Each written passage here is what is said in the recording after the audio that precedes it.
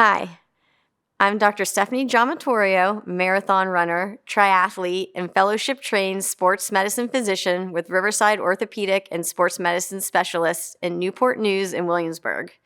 Today, I'm with John LaRue, the Director of Sports Physical Therapy and Performance at Riverside, and we are here to discuss a specific condition called runner's knee. Hi, my name is John LaRue. I'm the Director of Sports Physical Therapy and Performance at Riverside. We're excited to give you an overview of how we treat runner's knee, as well as many other sports-related injuries in Riverside's state-of-the-art multidisciplinary sports medicine program. It's a combination of medical expertise, physical therapy, and sports performance training. Then we will close with a variety of marathon running tips I'd like to share with you. So thanks for tuning in, and I hope you will find this information useful. Today, I'd like to talk about runner's knee, a common condition which affects more than 200,000 runners per year. Over the course of this video, I'm going to discuss the causes, related symptoms, type of pain, and treatments, as well as return to running and prevention pearls for runner's knee. Runner's knee is also known as patellofemoral pain. So first, I wanted to go over some anatomy of the patellofemoral joint. The knee joint is made up of the femur, or your thigh bone, and your tibia, or your shin bone. They come together and they form what we call a hinge joint, where the knee bends and extends. The kneecap sits in front of the femur in its own joint, and it sits in this groove in front of the femur that we call the patellofemoral joint that you can see pictured on these images here. It's held in place by different muscles and tendons, and it moves up and down in that groove when we do activities such as running, bending, squatting, and going up and down stairs. So what causes patellofemoral pain? It actually is multifactorial. So there's a lot of different reasons that it can occur, and it can be from a combination of different factors as well. It also can vary from person to person. But overall, what happens is that there's a biomechanical change in the normal alignment of the kneecap, where it does not glide properly in the groove. So in the picture here, you can see that it's supposed to glide up and down in that groove, but what happens is that it kind of has a tilt to the outside of the groove. It doesn't actually dislocate, but it comes out more to the lateral edge of the groove where it's sitting. Now I'd like to go over some of the risk factors that can contribute to runner's knee. One of them would just be naturally having a hyper or hypomobile kneecap so that it's not riding up and down in that groove properly. Another big one is if someone has a knock-kneed, or what we call valgus alignment at the knee. You can see on the pictures here the normal alignment of the hips, knees, and the feet on the far left. On the far right, we have a picture of what a valgus alignment or knock-knee alignment looks like. So there's a bigger angle between the hips and the knees. This can lead to extra pressure through the patellofemoral joint and cause the kneecap to ride on the outer part of the groove. This is really common in females because we have broader hips, which creates that bigger hip-to-knee ratio. Another big issue, especially in runners, is gluteus medius weakness. This muscle is up around our hips, and it helps keep the hips and pelvis stable while we're running. So if it becomes weak, it can allow a little bit of some sway in the pelvis that can lead to that knock-knee type position and increased pain at the patellofemoral joint. Sometimes people may just naturally have an increased hip rotation as well too that can lead to runner's knee. Quad weakness can also lead to runner's knee too, because as you saw in the previous picture, the quad muscle and tendon insert on the kneecap. So if it's weak, then it allows some extra motion at the patellofemoral joint. Leg length discrepancy, no matter what the cause of it, can lead to extra pain through the patellofemoral joint as well. Another frequent cause may be flat feet, where your inner arch in the foot may drop in a little bit, causing the athlete or runner to again have more of that knock-knee type position and increasing the pressure through the patellofemoral joint. Also, abrupt increase or recent change in activity can lead to pain in the patellofemoral joint as well too. Next, I want to go over some symptoms that you may experience with runner's knee. The symptoms may come on gradually or come on suddenly, and most patients will complain about pain around or behind the kneecap. And it may occur with activities like prolonged sitting, squatting, going up and down stairs, running, jumping, or kneeling. Patients may also complain of a giving away sensation secondary to this pain. They also frequently mention popping and clicking, or what we call crepitus, behind and around the kneecap, and some may even experience swelling in the knee too. So, how we diagnose runner's knee is largely based on history and physical exam. When you come into the office, we will palpate around the knee, and we will often find tenderness around the patella. We'll also look at the alignment between the hip, knee, and the foot. In these pictures here, you can see the normal alignment on the left side. We'll have you stand on one leg and do what we call a single leg squat, and we want to see it look like the picture on the left. However, really frequently, we will see the hip kind of sag down and the knee start to go into that knock-knee position. This is all a sign of weakness around the hip muscles. We'll also evaluate the whole lower extremity to see if there's any atrophy of some of the muscles. We will check flexibility, and especially in runners, checking hamstring and IT band flexibility. We'll also take a look at how the patella is moving and tracking in the groove. We'll also look for quad and hip weakness with manual muscle testing. X-rays are not required for the diagnosis of runner's knee, but they do help us look at some structural causes of it, as well as help us rule out some other causes of knee pain. In the pictures here, the bottom one is what we call a lateral view, where the patient is standing sideways. The red circle shows where the patellar femoral joint should normally sit, and sometimes we may see that it sits a little bit higher or a little bit lower, and this can make someone more prone to develop runner's knee.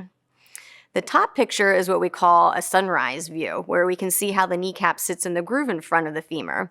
So we can look to see if the sulcus might be a little more shallow than normal, or if the patella is slightly subluxed out to the side. Again, it's not dislocated, but we can see that there's a little bit of a tilt sitting in that groove. Once we've made the diagnosis, there are a lot of different treatment options for runner's knees. First, we'll start with activity modification. You don't have to completely be inactive, but it is important to reduce the activities that lead to these symptoms. So you can still participate in alternate exercises or cross-training like pool running, swimming, biking, or elliptical. You may even be able to continue to run, but you might have to reduce some factors that increase the pain. So you could run at a slower pace or a flatter surface or a shorter time or distance, as long as it's not increasing your pain. However, if even the shorter distances do increase the pain, it still is important to take some time and rest. If you continue to experience pain, you could try ice and anti-inflammatories. And anti-inflammatories could be taken in the form of over-the-counter medications such as Advil or Aleve, or you could try some topical anti-inflammatory like Voltaren gel, which is shown below. If for some reason the over-the-counter medications don't help, we do have other prescription-level anti-inflammatories that we can prescribe for you to help with some of the higher-level pain. We may also prescribe what we call a patellar stabilizing brace. As you can see in this picture here, the idea behind it is that there is some extra padding and cushioning on the outer part of the patella to help stabilize it in the groove. And we'll usually start with this early on in treatment, but as you continue to progress and improve, have you start to wean out of it so that you don't start to rely on the brace too much. It's also important to take a look at your footwear and your running shoes. You want to make sure that you're in the right shoe for you, that it's comfortable, and that it's not too worn. I usually recommend switching out your shoe wear every 300 miles. You also may want to consider some inserts in the shoes as well. The most important treatment for runner's knee is participating in sports physical therapy.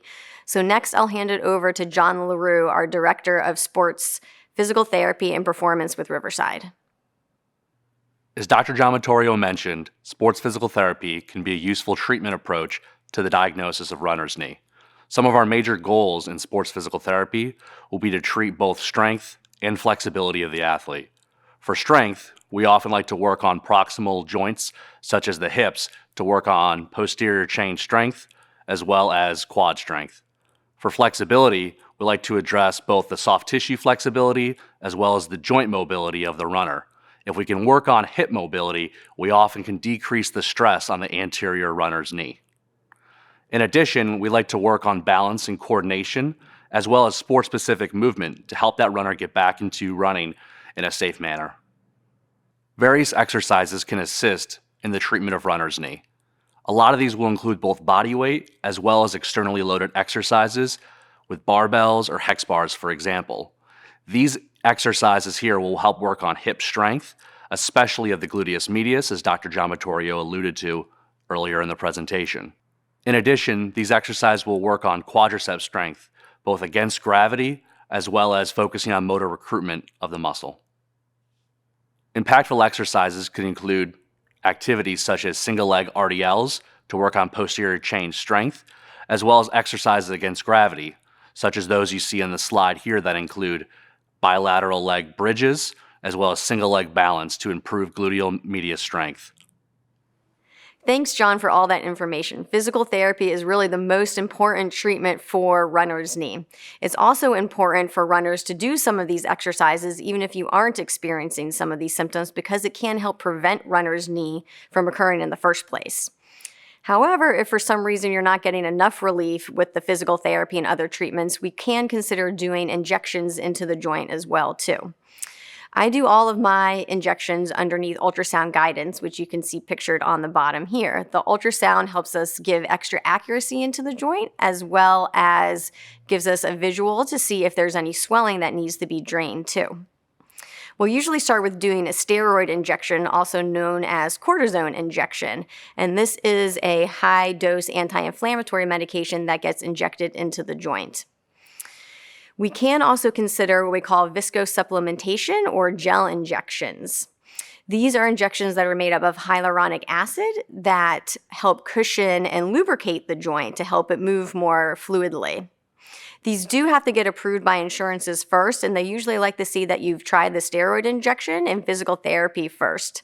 Once we get authorization, they're injected in the same way as the steroid underneath the ultrasound guidance. We can also consider doing what we call platelet-rich plasma injections as well. Unfortunately, these ones are not covered by the insurance and do require an out-of-pocket expense, but we do have them available at our Newport News office. And what we do with those is we draw your own blood, spin it down in a centrifuge, and then we pull the platelets out of the blood and inject platelets back into the knee joint. The idea is that the platelets release a high concentration of growth and healing factors throughout the joint. Now that you've completed your treatment and you're ready to get back to run, I wanted to share some return to running pearls with you. It's really important to start to incorporate a dynamic warm-up and cool-down in your exercise routine. We want you moving while you're warming up, not standing still. So, for example, you could do some light walking, light jogging, do some butt kicks, high knees, walking lunges, karaokes, all things that get the muscles moving and stretched at the same time. A dynamic cool down would include, again, just light walking or running at a slower pace. And then after that, it can be followed by more of static stretching where you're standing still to stretch the muscles. As you're getting back to running, it's a good idea to try to start with some run-walk intervals first. So you can do this based off of time or off of distance. So for example, you could start with just 1 minute running, 4 minute walking. You may want to try something like running a quarter mile, then walking a quarter mile. Try to find the pattern that works for you and gets you back up and moving without any pain. It's also important to avoid running on back-to-back days. You really want to incorporate and include some cross-training in your return to running. So continuing doing some swimming, biking, elliptical, something that still keeps your cardiovascular system going without as much pounding.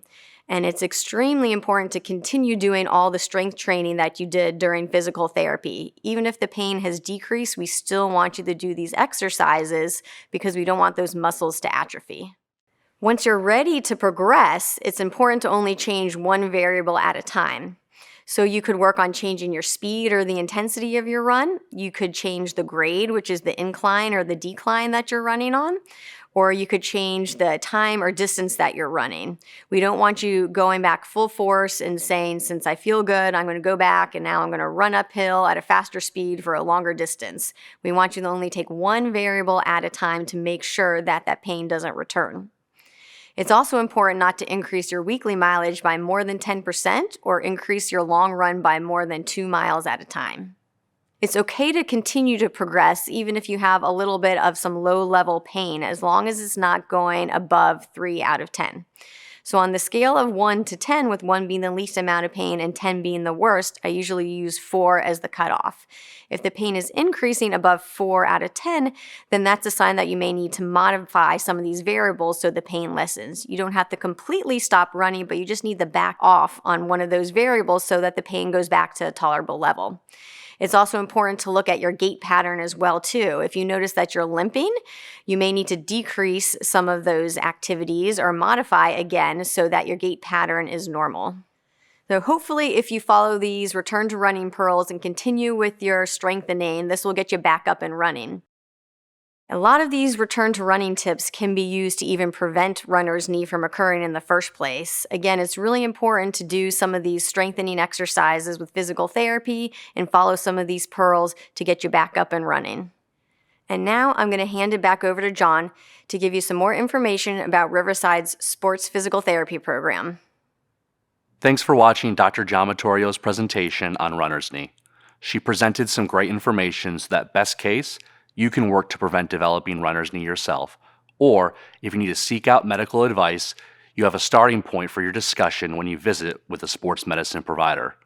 Next up are 3 videos about Riverside's sports physical therapy program, our new sports medicine physical therapy space, and our sports performance in research lab. Hi, I'm John LaRue. I'm the Director of Sports Physical Therapy and Performance for Riverside Sports Physical Therapy. Riverside Sports Physical Therapy is a segment of the comprehensive program offerings at Riverside Sports Medicine. Our services include individualized rehab after an injury or after surgery. These include training for a 5K or getting injured on the field. We want to work with you to ensure that you're able to return to function safely at the highest performance possible. Other services that we provide include functional testing to return to sport, as well as performance training that's once again individualized to what you're looking for, whether it be improving strength, power, speed, or agility. We want to work with you to ensure that you return to the field in a safe and high-performing nature. Our sports physical therapy team includes board-certified sports physical therapists that have been residency trained in sports medicine to deliver the highest quality of care to our patients. Our sports physical therapists work with our certified athletic trainers and physicians to deliver a comprehensive clinical approach to our patients. An example of our comprehensive sports medicine program includes a high school runner who is injured on the track. The runner is going to work with our certified athletic trainer to discover what's injured, and from there be referred to our orthopedic physicians to root out the cause of diagnosis. From there, the patient is often referred to us in sports physical therapy to address any suboptimal weaknesses, strength, power, and perform functional testing to return that athlete back to sport in a safe manner. When looking for a quality program, you want to look for one that evaluates you at the point of injury and helps you return back to sport functionally in a safe manner. At Riverside Sports Physical Therapy, we offer this comprehensive level of care to get you back to the playing field. Riverside Sports Physical Therapy, we're here for you.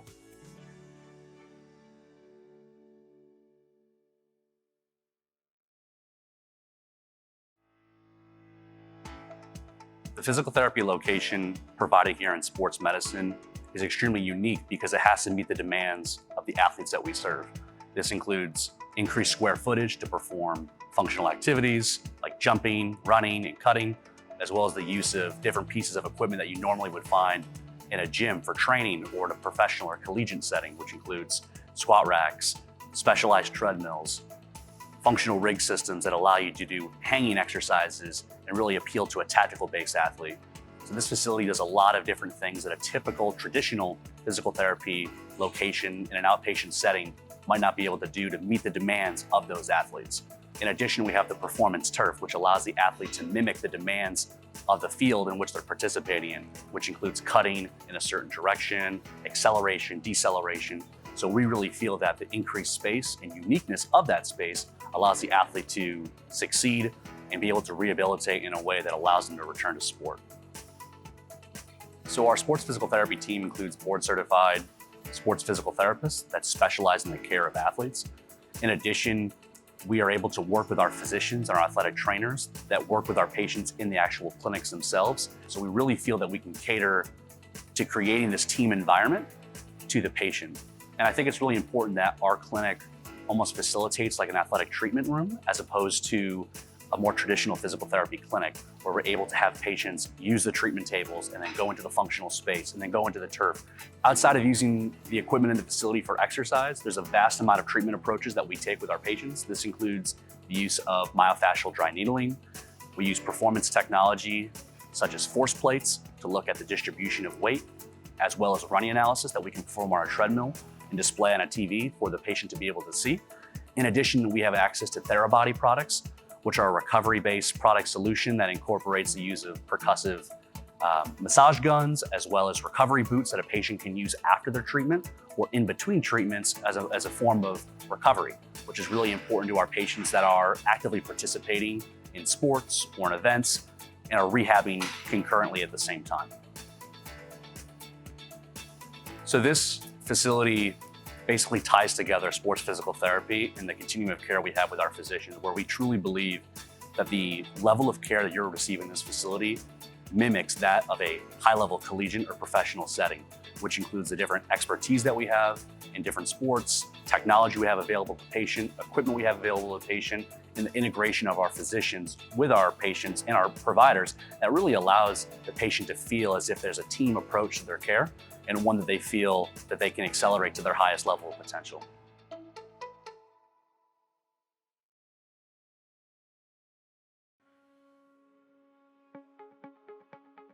Sports performance is a branch of our physical therapy services in sports medicine.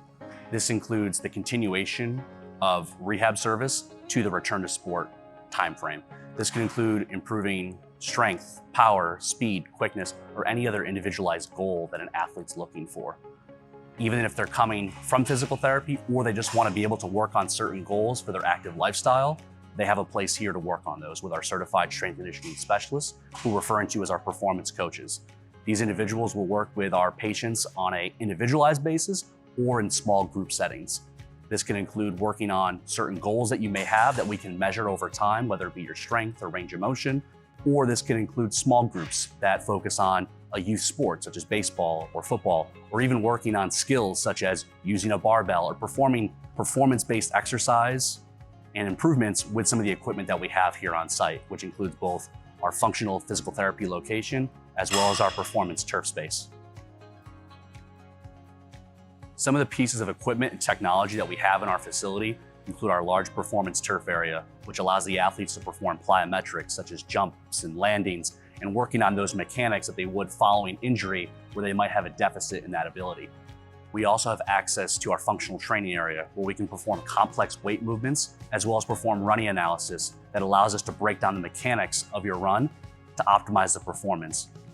Our sports performance and research lab area here on our performance turf is also going to be the home to a lot of the research that we're performing in our physical therapy department, as well as with our orthopedic and sports medicine providers. Sports performance care is for athletes of any age, skill level, and desire to participate in sports. This can include a youth athlete working to improve their strength following an injury, to an active older adult who's looking to return back to walking every single day.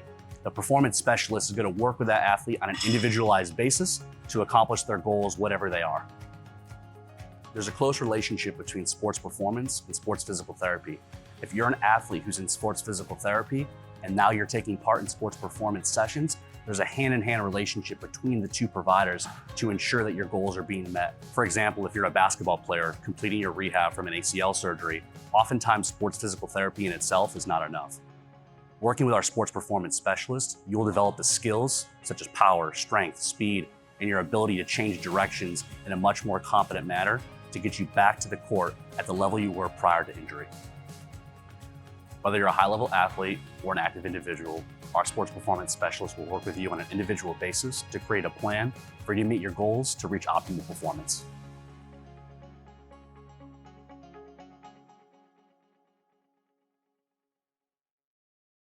Welcome back. I hope you found all that information helpful. Riverside's multidisciplined sports medicine program helps athletes of all skill levels, from the novice weekend warrior to the seasoned marathon runner, from the middle school athlete to the professional athlete.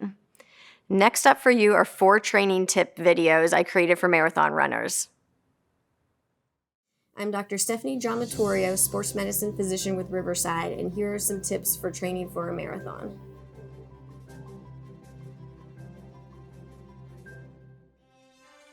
So I usually recommend doing some type of dynamic warm-up before exercising, so doing things like butt kicks, high knees, walking lunges, karaoke, light jogging to kind of get the blood flowing. Then afterwards, doing more of a static stretching after completing your exercise. Then also making sure you incorporate some strengthening as well into your training, especially in runners. Doing a lot of glute strengthening really can help prevent injuries in the lower extremities. I'm Dr. Stephanie Giammittorio, sports medicine physician with Riverside, and here are some tips for training for a marathon.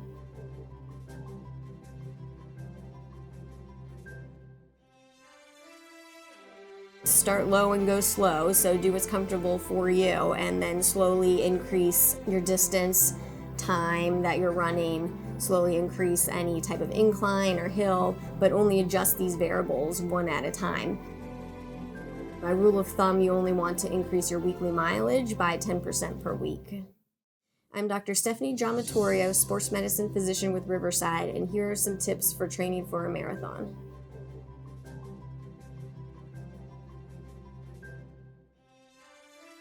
I would highly recommend using a coach to help kind of work out your weekly routine. I think it's really beneficial to have someone there supporting you and letting you, know that you are headed in the right direction.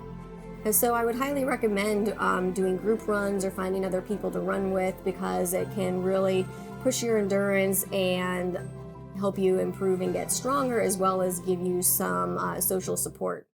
I'm Dr. Stephanie Giammittorio, sports medicine physician with Riverside, and here are some tips for training for a marathon.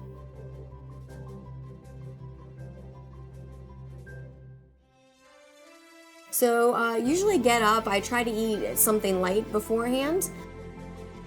Let that digest as I'm getting ready, so make sure I have my equipment together, have the right light layers, the right shoe wear on, and give that food some time to digest before going out. Just depending on my goal for the run, whether I'm working on speed work or hill work or doing an easy run or long run, I may just go straight out from my front door and go for a run. But sometimes I'll go drive to other locations that give me a little bit more distance or give me some more hills, and try to keep me away from the traffic and cars, so stay safe. And that concludes our 2024 One City Marathon Runners presentation. Again, Riverside is proud to be the official health and wellness sponsor of the One City Marathon. At Riverside Sports Medicine, we specialize in the diagnosis and treatment of injuries caused by physical activity, sports, and exercise. Whether you play sports on a structured team, such as football, baseball, or soccer, or enjoy recreational sports like cycling, running, or weightlifting, you may be at risk of injury that could limit your daily and athletic functioning or future performance. Sports medicine care is available in your community. If you ever need immediate treatment, our sports medicine hotline gives you direct access to our sports medicine team. Get advice on clinical questions or ask to schedule an appointment with an orthopedic sports medicine expert. Call 757-534-6767. Thanks for watching.